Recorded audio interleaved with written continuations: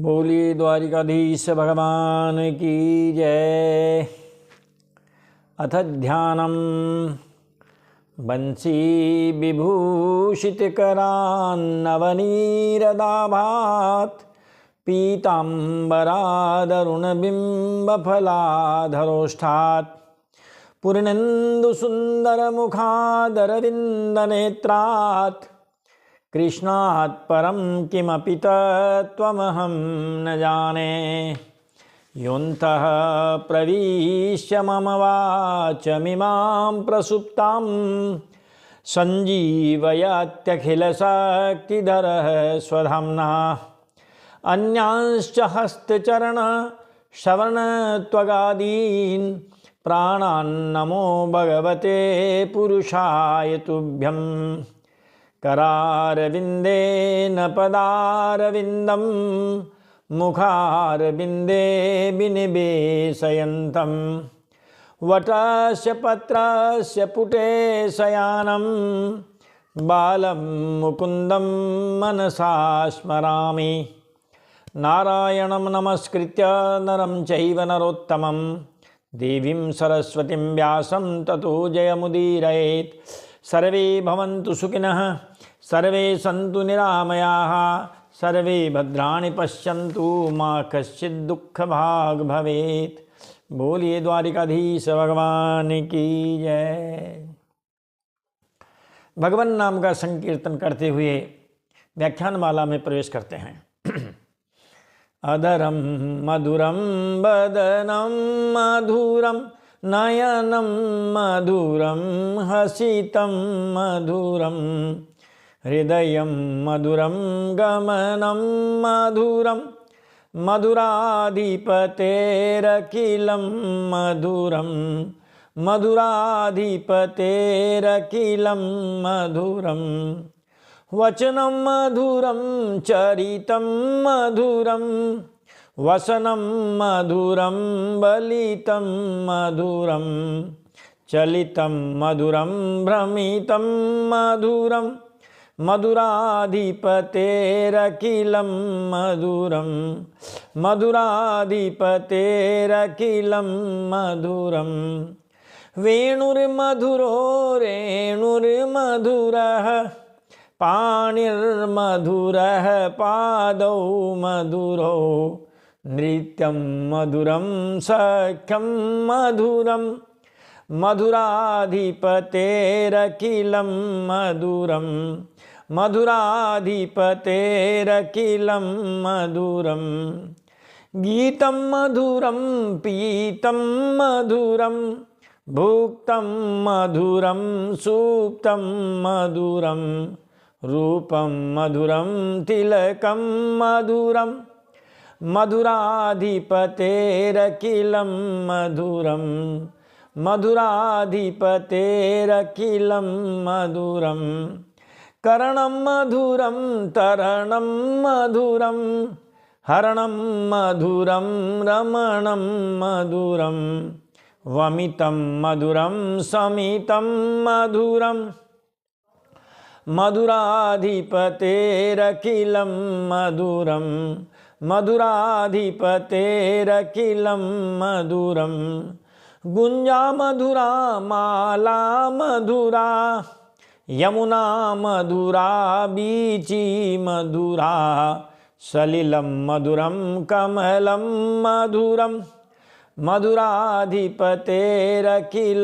मधुरं मधुराधिपतेरखिलं मधुरं गोपी मधुरा लीला मधुरा युक्तं मधुरं मुक्तं मधुरं दृष्टं मधुरं शिष्टं मधुरं मधुराधिपतेरखिलं मधुरं मधुराधिपतेरखिलं मधुरं गोपा मधुरा गावो मधुरा यष्टिर्मधुरा श्रेष्ठिर्मधुरा दलितं मधुरं फलितं मधुरं मधुराधिपतेरखिलं मधुरं मधुराधिपतेरखिलं मधुरम् अधरं मधुरं वदनं मधुरं नयनं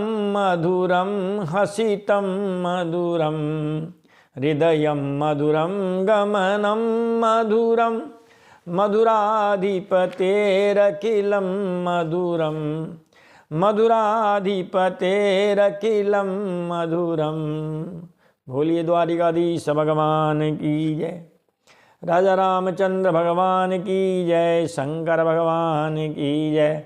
जय जय श्री राधे श्याम, जय जय श्री सीताराम, हर हर हर महादेव शंभो। पिछले प्रसंग को देखते हुए श्रीमद् भगवद गीता की व्याख्यान माला में प्रवेश करते हैं और चलते हैं हस्तिनापुर, जहाँ श्री संजय महाराज श्री धृतराष्ट्र को महाभारत के युद्ध का आंखों देखा हाल सुना रहे हैं। भगवान श्री कृष्ण अर्जुन को महाराज उपदेश दे रहे हैं और 11वें अध्याय तक के महाराज उपदेश हो चुके थे। महाराज विश्वरूप दर्शन योग नाम, भगवान ने अपने महाराज विराट स्वरूप के दर्शन कराए अर्जुन को, और ये भी उन्होंने कहा है कि भैया जो भगवत प्राप्ति है उसके भैया 2 मार्ग हैं, एक सगुण साकार है और एक निर्गुण निराकार है। ये बातें जब उनसे कही पिछले अध्यायों में 8, 9, 10, 11 में, तो महाराज अर्जुन को शंका हुई है और अर्जुन इसी बात को पूछ रहे हैं। अर्जुन के मन में ये जिज्ञासा उत्पन्न हुई कि सगुण भगवान की उपासना करने वाले और निर्गुण ब्रह्म की उपासना करने वाले दोनों में हैं महाराज कौन से उपासक श्रेष्ठ है। इसी जिज्ञासा को लेकर अर्जुन प्रश्न करते हैं 12वें अध्याय में। अर्जुन उवाच एवं सततयुक्ताये भक्तास्त्वां पर्युपासते ये चाप्यक्षरमव्यक्तं तेषां के योगवित्तमाः। अर्जुन कहने लगे कि हे भगवान, जो भक्त इस प्रकार महाराज निरंतर आप में लगे रह करके आपकी सगुण साकार की उपासना करते हैं और जो अविनाशी निर्गुण निराकार की उपासना करते हैं, उन दोनों में उत्तम योग वेत्ता कौन है। सगुण साकार की उपासना करने वाले श्रेष्ठ हैं कि महाराज निर्गुण निराकार की उपासना करने वाले श्रेष्ठ हैं। महाराज अर्जुन के सगुण और निर्गुण उपासकों की श्रेष्ठता विषयक प्रश्न के उत्तर में भगवान निर्णय देते हैं।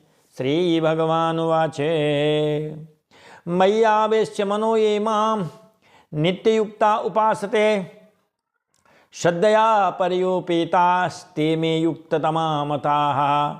भगवान कहते हैं कि हे अर्जुन, मुझ में मन को लगाकर नित्य निरंतर मुझ में लगे हुए जो भक्त हैं, परम श्रद्धा से युक्त होकर मेरी सगुण साकार की उपासना करते हैं, वे मेरे मत में सर्वश्रेष्ठ महाराज योगी हैं। सर्वश्रेष्ठ योगी वही हैं।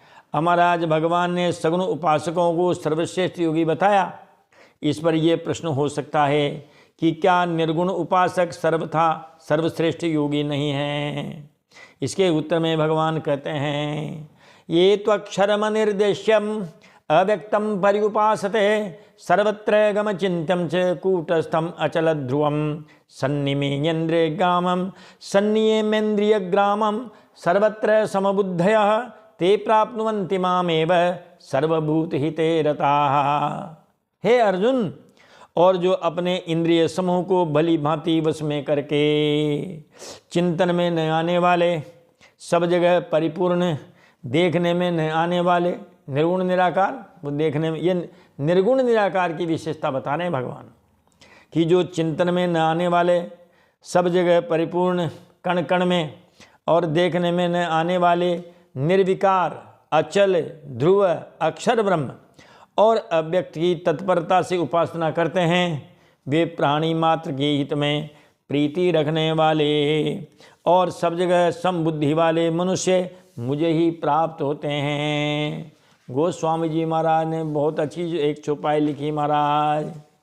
अगुण ही सगुण ही नहीं कछु भेदा, उभय हरहि भवे संभव खेदा, अगुण ही सगुण ही नहीं कछु भेदा, उभय हरहि भवे संभव खेदा। कोई अंतर नहीं है, कोई अंतर नहीं है महाराज, दोनों ही संसार की बाधा को हरने वाले हैं। लेकिन महाराज ये सगुण उपासना महाराज सरल है, और वह निर्गुण निराकार की उपासना महाराज वो थोड़ी कठिन है। भगवान स्वयं कह रहे हैं महाराज, अब दोनों प्रकार की उपासनाओं के अवान्तर भेद तथा कठिनाई एवं सुगमता का वर्णन आगे के श्लोकों में कर रहे हैं।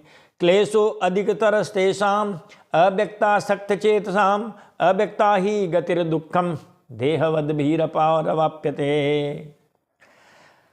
अव्यक्तासक्त चेतसाम हे अर्जुन, महाराज जो अव्यक्त में आसक्त चित्त वाले हैं, निर्गुण निराकार, उस निर्गुण निराकार में आसक्त चित्त वाले हैं, उन साधकों को अपने साधन में कष्ट अधिक होता है। ध्यान लगाओ, अष्टांग योग करो महाराज, है बड़ी कठिनता है।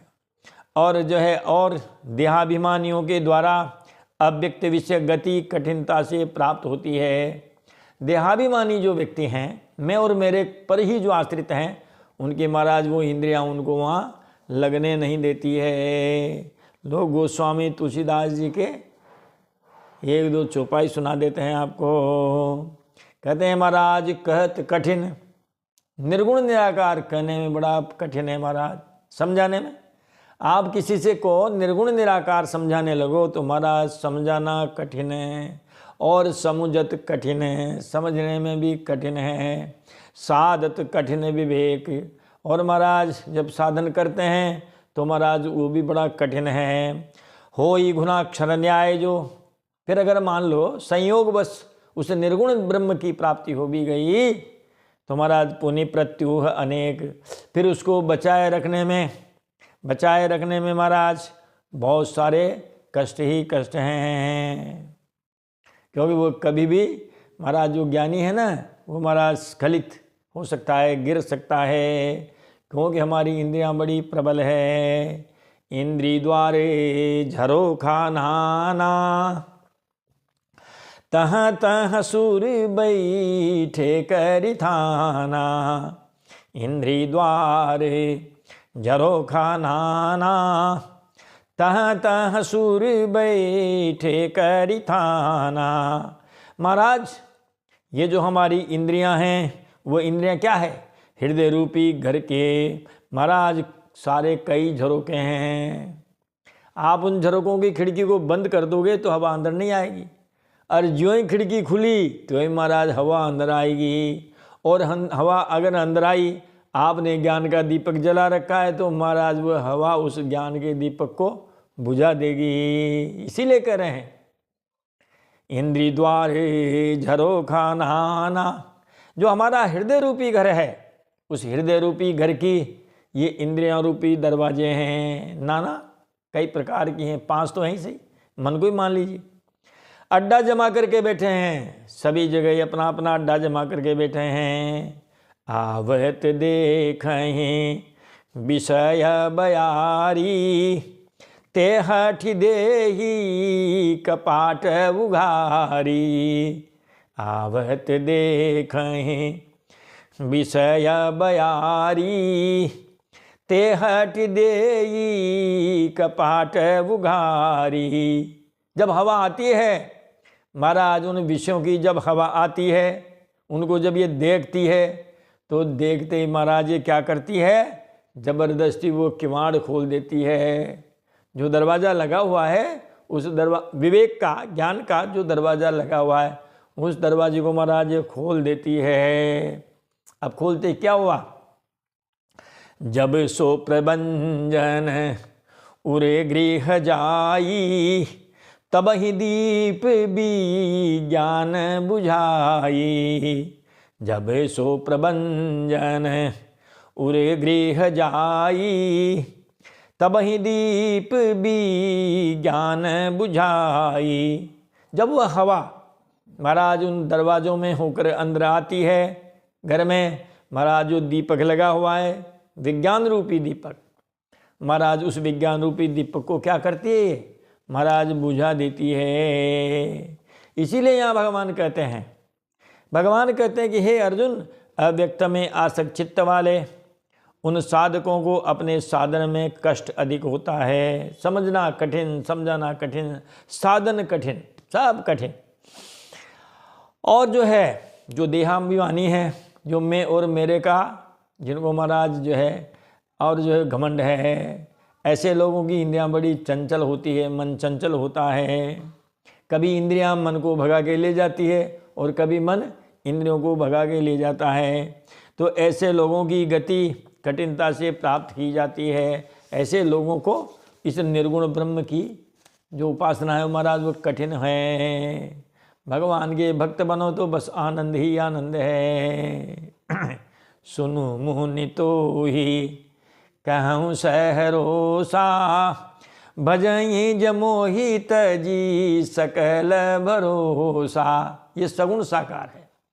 सगुण साकार के क्या लक्षण? भगवान के भजन करते हैं।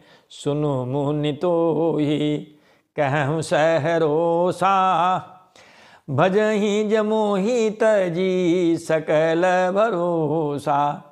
नारद जी से करें भगवान अरण्य कांड में, नारद जी मिलने गए भगवान से, कहा हमारा श्राप देखो, आप भगवान बड़े कष्ट पा रहे हैं, इनसे मिल लो अभी, फिर बाद में मिलना नहीं होगा। तो भगवान कह रहे हैं कि हम आपको अरे महाराज बड़ी प्रसन्नता के साथ कह रहे हैं कि जो हमें सारे भरोसे सब आशा त्याग करके जो हमको भजते हैं, हमारे भजन करते हैं, करऊँ सदा तिनके रखवारी, जिमी बालक राखई महतारी। करऊँ सदा तिनके रखवारी, जिमी बालक राखई महतारी। हम उनकी सदा रक्षा करते हैं, रखवाली करते हैं। कैसे? जैसे महाराज जो नादान बच्चा है, अबोध शिशु है, उसकी रक्षा उसकी माँ करती है। इसीलिए कहते हैं त्वमेव माता, माता सबसे पहले आई है।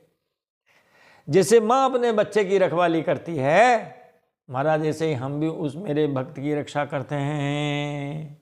इतना जरूर है कि ज्ञानी हमारे बड़े बच्चे हैं और जो भक्त हैं महाराज वो हमारे छोटे बच्चे हैं। मोरे प्रोढ़े, ये ज्ञानी है महाराज, निर्गुण निराकार वाले। मोरे प्रोढ़े तनय सम ज्ञानी, बालक सूत सम दासे अमानी। मोरे प्रोढ़े तनय सम ज्ञानी, बालक सूत सम दासे अमानी। अमानी मान रहित, अभिमान रहित, क्योंकि जो भक्त होगा उसमें अभिमान नहीं होगा। ज्ञानी जो होगा उसको महाराज घमंड हो जाएगा। आज भी देख लीजिए आप, जो सगुण साकार को मानते हैं वो निर्गुण निराकार को भी मानते हैं। लेकिन महाराज जो निर्गुण निराकार में चला गया, ऐसे जितने आज भी पंथ हैं वह सगुण साकार को नहीं मानते हैं। बस हम ही हैं और कुछ भी नहीं है। चाहे महाराज वो इधर सनातन धर्म में इनकी जो ब्रांच है महाराज, चाहे वो कबीर जी महाराज हो, चाहे आर्य समाजी हो, कोई भी हो, और दूसरे महाराज वो पंथ के हों, जो निर्गुण निराकार को मानता है वो सगुण साकार को नहीं मानता है। मैं ही उनकी मूर्खता कहूँगा। जबकि बेचारे जो सगुण साकार को मानते हैं वो तो ये भी कहते हैं कि महाराज सी राम मैं सब जगह जाना। वह निर्गुण ब्रह्म को भी मानते हैं।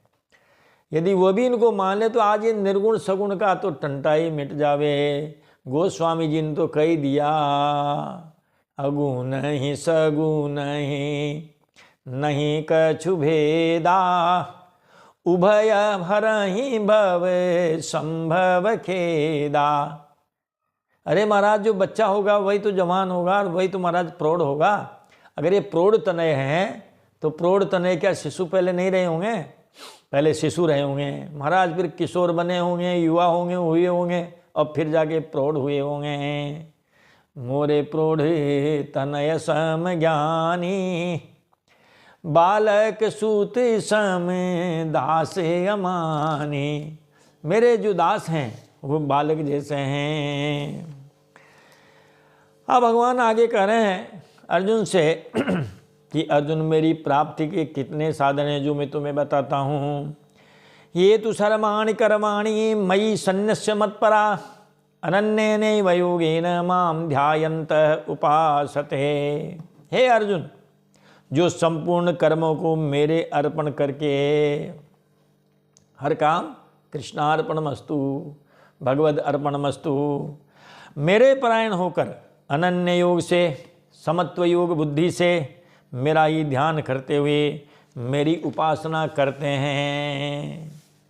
महाराज हम उनको श्रेष्ठ मानते हैं, हम उनका उद्धार करते हैं। भगवान स्वयं करें, तेषामहं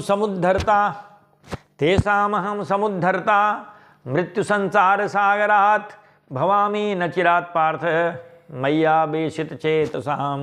हे अर्जुन, मुझ में आविष्ट चित्त वाले उन भक्तों का मैं मृत्यु रूप संसार सागर से, जो ये पुनर्जन्म है ना, आना और जाना, संसार से जाना फिर संसार में आना, बस यही मृत्यु रूप संसार सागर है महाराज। से मैं शीघ्र ही उद्धार करने वाला बन जाता हूँ। ऐसे लोगों का मैं उद्धार करता हूँ। चलो दूसरा देखो साधन, ये पहला हो गया। अब महाराज दूसरे के लिए कह रहे हैं, मय्यावेश्य मन आधत्स्व, मयि बुद्धिम निवेशया, निविशस्यसि मय्येव अत ऊर्ध्वं न संशयः। या फिर ऐसा करो, मन बुद्धि को मेरे अर्पण कर दो, मन बुद्धि को मेरे अर्पण कर दो। तुम मुझ में मन को स्थापन कर और मुझ में ही बुद्धि को प्रवेश कर, इसके बाद तू मुझ में ही निवास करेगा, इसमें संशय नहीं है। तेरा मन भी मेरा चिंतन करे, तेरा बुद्धि भी मेरा चिंतन करे, मन और बुद्धि में मेरे को बैठा लेगा तो जो है तू मुझ में ही निवास करेगा, इसमें कोई संशय नहीं है। ये एक प्रकार ये बता दिया महाराज। और भी उपाय हैं, उनको करना चाहो सो कर लो। अथ चित्तम समाधातुम न शक्नोषि मयि स्थिरम, अभ्यास योगे न ततो माम इच्छाप्तुम धनंजय। हे धनंजय, हे अर्जुन, अगर तू मन को मुझ में अचल भाव से स्थिर अर्पण करने में अपने को समर्थ नहीं मानता कि महाराज मन तो भगा भगा फिरता है ये, तो हे धनंजय, अभ्यास योग के द्वारा तू मेरी प्राप्ति कर, मेरी प्राप्ति की इच्छा कर। किसके द्वारा? अभ्यास योग के द्वारा। अभ्यास और अभ्यास योग महाराज ये दोनों अलग अलग हैं। भगवान अर्जुन से कहते हैं कि अगर तू मन बुद्धि को मेरे में अचल भाव से स्थापित करने में, अर्थात मेरे अर्पण करने में अपने को असमर्थ मानता है, तो अभ्यास योग के द्वारा मेरे को प्राप्त करने की इच्छा कर। तो ये कह रहे हैं कि अभ्यास योग ये महाराज अलग अलग है। अभ्यास और अभ्यास योग, किसी लक्ष्य पर चित्त को बार बार लगाने का नाम अभ्यास है। करत करत अभ्यास के बार बार अभ्यास कर रहे हैं, किसी पर हमने लक्ष्य पर चित्त को लगा दिया है। और समता का नाम योग है। समता रखते हुए अभ्यास करना ही अभ्यास योग कहलाता है। महाराज समत्व बुद्धि से जो है हम हर काम का अभ्यास करें तब कहीं वो अभ्यास योग कहलाता है। केवल भगवत प्राप्ति के उद्देश्य से किया गया भजन, महाराज नाम जप आदि सब, ये सब महाराज अभ्यास योग है। अभ्यास के साथ योग का संयोग न होने से साधक का उद्देश्य संसार ही रहेगा। संसार का उद्देश्य होने पर स्त्री, पुत्र, धन, संपत्ति, मान, बड़ाई, निरोगता, अनुकूलता आदि की अनेक कामनाएं उत्पन्न होंगी। कामना वाले पुरुष की क्रियाओं के उद्देश्य भी कभी पुत्र, कभी धन, कभी मान, बड़ाई आदि भिन्न भिन्न रहेंगे। इसलिए ऐसे पुरुष की क्रिया में योग नहीं होगा। योग तभी होगा जब क्रिया मात्र का उद्देश्य, ध्येय केवल महाराज परमात्मा ही होगा। इस प्रकार जो है महाराज वो भगवान कहते हैं। और आगे महाराज दूसरा और उपाय बताते हैं। अभ्यास्यप्य समर्थोसी मत्कर्म परमो भव मदर्थमपि कर्माणि कुर्वन् सिद्धिमवाप्स्यसि।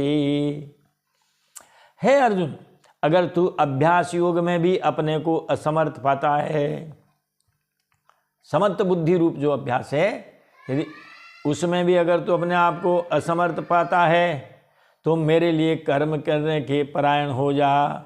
मेरे लिए कर्मों को करता हुआ भी तू बुद्धि को प्राप्त, सिद्धि को प्राप्त हो जाएगा।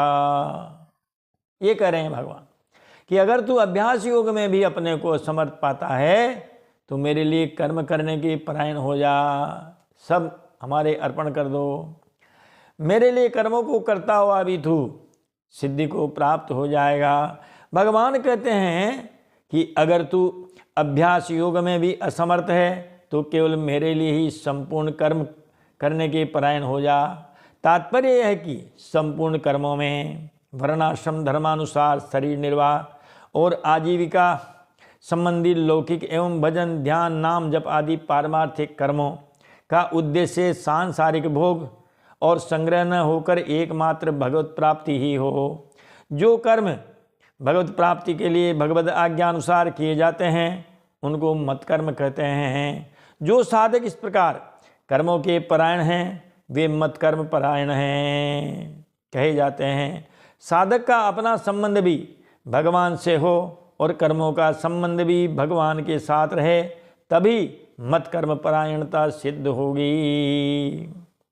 साधक का अपना संबंध और कर्मों का संबंध, ये साधक करता है महाराज, कर्ता और कर्म दोनों का संबंध जब महाराज भगवान के साथ हो तभी जो है वो भगवत अर्पण होगा, भगवत परायण होगा, मत कर्म परायण होगा, ऐसा भगवान कर रहे हैं। अच्छा महाराज आप ये भी नहीं कर सकते तो और कई विकल्प दिए हैं महाराज भगवान ने, ये कर लो, ये कर लो, ये कर लो, आपका मन कहीं ना कहीं तो टिकेगा। अब कह रहे हैं आगे कि अथे तद्यप्य समर्थोसी अथेदप्य शक्तोसी कर्तुम मदयोगमाश्रितः सर्वकर्म फल त्यागम ततः कुरु यतात्मवान। हे अर्जुन, अगर मेरे योग समता के आश्रित हुआ तू, अथेदप्य शक्तोसी कर्तुम मदयोगमाश्रितः सर्वकर्म फल त्यागम ततः कुरु यतात्मवान। हे अर्जुन, अगर मेरे योग समता के आश्रित हुआ तू इस कहे गए साधन को भी करने में अपने को असमर्थ पाता है तो मन इंद्रियों को वश में करके संपूर्ण कर्मों के फल की इच्छा का त्याग करे। सर्व कर्म फल त्याग, कर्मों के जो फल हैं, क्योंकि कर्म तो फल देंगे, अब महाराज कर्म फल देंगे तो उन कर्मों के फल का त्याग कर दे। कर्म फल में सुख भी है, दुख भी है, अनुकूलता भी है, प्रतिकूलता भी है, हार भी है, जीत भी है।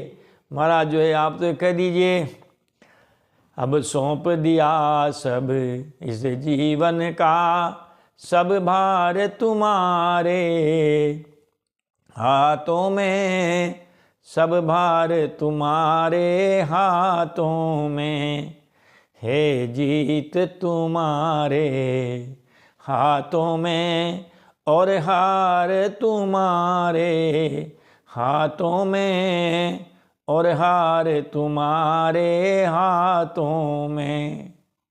ये ऐसा कर लो। तो भगवान कहते हैं कि हे अर्जुन, अगर मेरे योग, कौन सा योग, समत्व बुद्धि योग के आश्रित हुआ तू इस कहे गए साधन को भी करने में अपने को असमर्थ पाता है तो महाराज मन इंद्रियों को वश में करके संपूर्ण कर्मों के फल की इच्छा का त्याग कर दे। क्योंकि श्रेयो ही ज्ञानम अभ्यासात ज्ञानाध्यानम विशिष्यते ध्यानात् कर्म फल त्यागात् शांतिरनंतरम। हे अर्जुन, अभ्यास से शास्त्र ज्ञान श्रेष्ठ है। हम निरर्थक अभ्यास करें, इससे अच्छा है कि पहले शास्त्र ज्ञान प्राप्त करें और फिर अभ्यास करें। निरर्थक अभ्यास करने से महाराज शास्त्र ज्ञान के अनुसार, विधि निषेध के अनुसार महाराज अगर कोई काम करें, अभ्यास करें तो वो श्रेष्ठ है।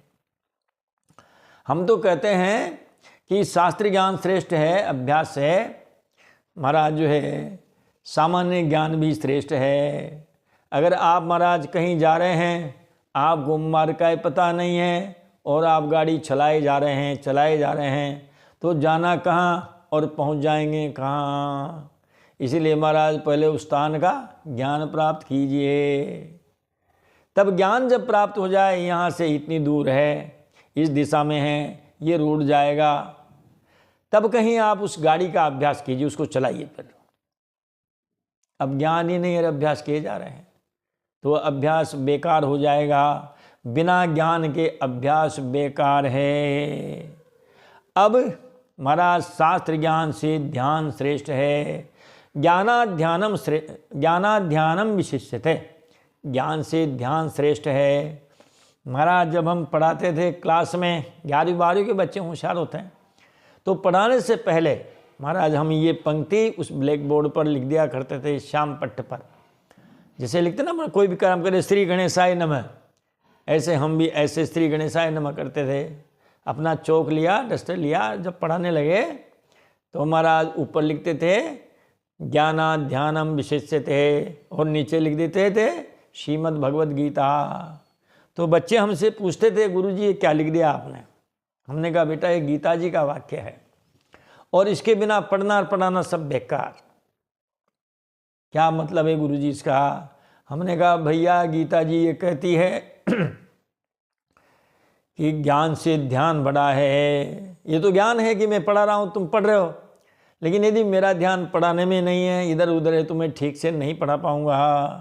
और यदि आपका ध्यान भी पढ़ने में नहीं है, घर पे ही रह गया, तो भैया हम जैसे तो क्या ब्रह्मा जी आ जाएंगे तब भी तुम्हें नहीं पढ़ा पाएंगे।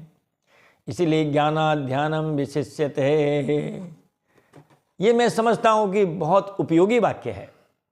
ज्ञान तो हमारे घर का रहता ही हमें लगभग, जब ध्यान नहीं रहता है तब महाराज हम फिसल जाते हैं, अपने ही जो किवाड़ है उसे हम चोटिल हो जाते हैं, एक्सीडेंट हो जाता है। ऐसा सब क्यों होता है? ये महाराज ज्ञान के अभाव में नहीं होता। आप जिस मकान में रह रहे हैं वर्षों से, आपको ज्ञान नहीं है क्या? कहाँ सीढ़ी है, कहाँ आपका स्नान घर है, कहाँ आपकी रसोई है, सब ज्ञान है। लेकिन ऐसा होते हुए भी उसी घर में महाराज हम चोटिल क्यों हो जाते हैं? यही कारण है, क्योंकि वो ध्यान नहीं रहता। फिर बाद में पूछते हैं तब क्या कहते हैं, अरे साहब मेरा ध्यान नहीं रहा, अरे साहब मेरा ध्यान नहीं रहा। महाराज इसकी जितनी व्याख्या की जाए उतनी ही कम है। ज्ञान से बड़ा है ध्यान। और फिर कहते हैं ध्यानात् कर्म फल त्याग है, ध्यान से फिर कर्म फलों का त्याग श्रेष्ठ है। हम कर्म फलों का त्याग कर देंगे तो महाराज क्या होगा? उससे हार भी हमारी नहीं और जीत भी हमारी नहीं। हार भी भगवान की और जीत भी भगवान की, ऐसा नहीं। वो महाराज जीत तो हमारी है और हार भगवान की है। कहीं ना कहीं ने उस समय भरत जी जब आए तब कहा, मैंने तो बेटा तेरे इसलिए सब काम अच्छा कर दिया था, ये विधाता ने बीच में काम बिगाड़ दिया। कछुक काज विधि बीच बिगाड़्यों, ये नहीं कहा मैंने बिगाड़ा, अच्छा तो मैंने किया और बुरा विधाता ने किया।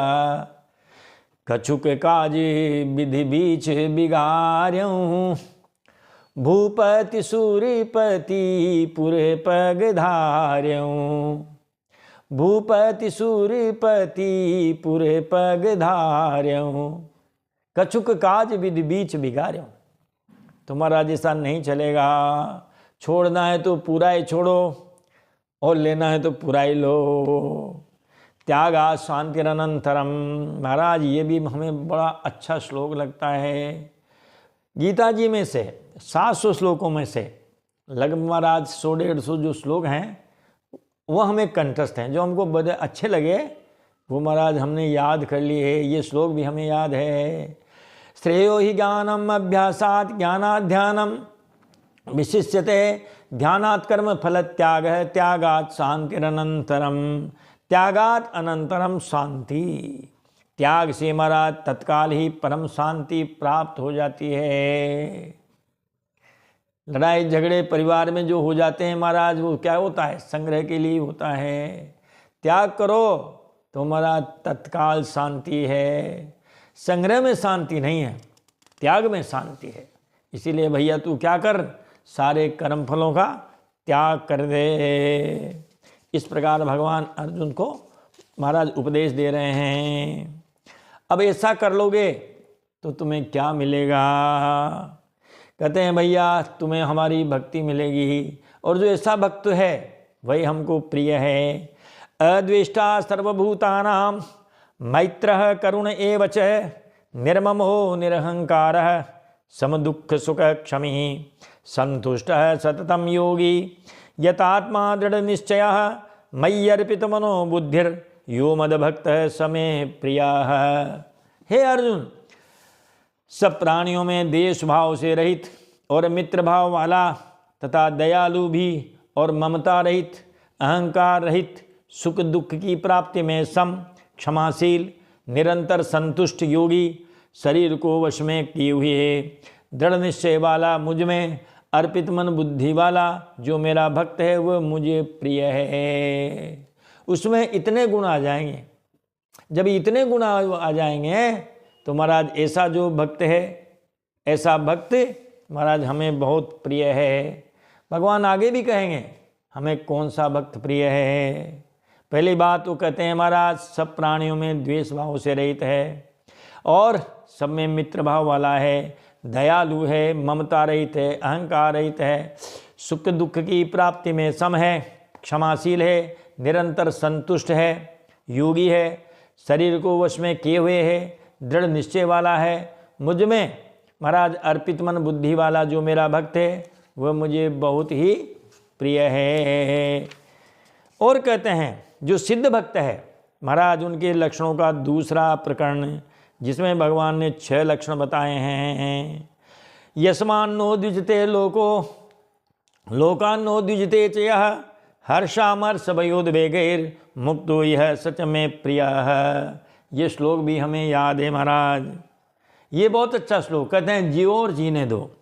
देखो महाराज कहते हैं जिनसे कोई भी प्राणी दुखी नहीं होता और जो स्वयं भी किसी प्राणी से दुखी नहीं होता। आपसे घर वाले परेशान नहीं और घर वालों से आप परेशान नहीं, समझ लो। तथा जो हर्ष अमर्ष भय और उद्वेग से रहित है, अत्यधिक प्रसन्नता, अत्यधिक क्रोध, अत्यधिक ईर्ष्या, अत्यधिक मन में हलचल, इन सब से जो रहित है वह मुझे बड़ा, ऐसा भक्त मुझे बहुत ही प्यारा है। अनपेक्ष है, शुचिर्दक्ष है, उदासीनो गतव्यथः, सर्वारंभ परित्यागी यो मद्भक्त समे प्रिय। हे अर्जुन, जो अपेक्षा से रहित है, आवश्यकता से अधिक नहीं चाहता है, बाहर भीतर से पवित्र है, चतुर है, उदासीन है, व्यथा से रहित है और सभी आरंभों का अर्थात नए नए कर्मों का आरंभ का सर्वथा त्यागी है। ये धंधा कर लें, वो धंधा कर लें, ये धंधा कर लें, ऐसे नए नए जो कर्मों का आरंभ का सर्वथा त्यागी है वो मेरा भक्त मुझे प्रिय है। कहते हैं यो न रश्यति न द्वेष्टि न सोचति न कांक्षति शुभाशुभ परित्यागी भक्तिमान यह समे प्रिय है। हे अर्जुन, जो मेरा भक्त न कभी हर्षित होता है, न कभी द्वेष करता है, न शोक करता है, न कामना करता है और जो शुभ अशुभ कर्मों से ऊंचा उठा हुआ राग द्वेष रहित है वह भक्तिमान मनुष्य मुझे बहुत प्रिय है। समः शत्रौ च मित्रे च तथा मानापमानयोः शीतोष्णः सुख दुःखेषु समः संग विवर्जितः तुल्य निंदा स्तुतिर्मौनी संतुष्टो येन केनचित् अनिकेत स्थिरमतिर्भक्तिमान में प्रियो नरः। हे अर्जुन, जो शत्रु और मित्र में तथा मान और अपमान में सम है और शीत उष्ण अनुकूलता प्रतिकूलता तथा सुख दुख महाराज मन बुद्धि की अनुकूलता प्रतिकूलता में सम है एवं आसक्ति रहित है और जो निंदा स्तुति को समान समझने वाला है, मननशील, जिस किसी प्रकार से भी शरीर का निर्वाह न होने में संतुष्ट रहता है, संतुष्ट रहने के स्थान तथा शरीर में समता, शरीर में ममता आसक्ति से रहित और स्थिर बुद्धि वाला है, वह भक्तिमान मनुष्य मुझे प्रिय है। एतु धर्म्यामृतमिदं यथोक्तं पर्युपासते श्रद्धाना मत परमा भक्तास्ते अतीव में प्रियाः। हे अर्जुन, जो मुझ में श्रद्धा रखने वाले और मेरे परायण हुए भक्त इस धर्म में अमृत का जैसा कहा है वैसा ही भली भांति सेवन करते हैं, वे मुझे अत्यंत प्रिय हैं। और इस प्रकार यहाँ पर महाराज 12वें अध्याय का भक्ति योग नामक अध्याय का विश्राम होता है। ओम तत्सदिति श्रीमद्भगवद्गीतासु उपनिषत्सु ब्रह्म विद्यायां योग शास्त्रे श्री कृष्णार्जुन संवादे भक्ति योगो नाम 12वाध्याय। इस प्रकार ओम तत्सत इन भगवान नामों के उच्चारण पूर्वक ब्रह्म विद्या और योग शास्त्र में श्रीमद् भगवद गीतोपनिषद रूप श्री कृष्णार्जुन संवाद में भक्ति योग नामक 12वें अध्याय का विश्राम हुआ। बोलिए बालकृष्ण लाल की जय, द्वारिकाधीश श्री भगवान की जय, राजा रामचंद्र भगवान की जय, शंकर भगवान की जय। जय श्री सीताराम, जय जय श्री राधे श्याम। हर हर हर महादेव शंभो।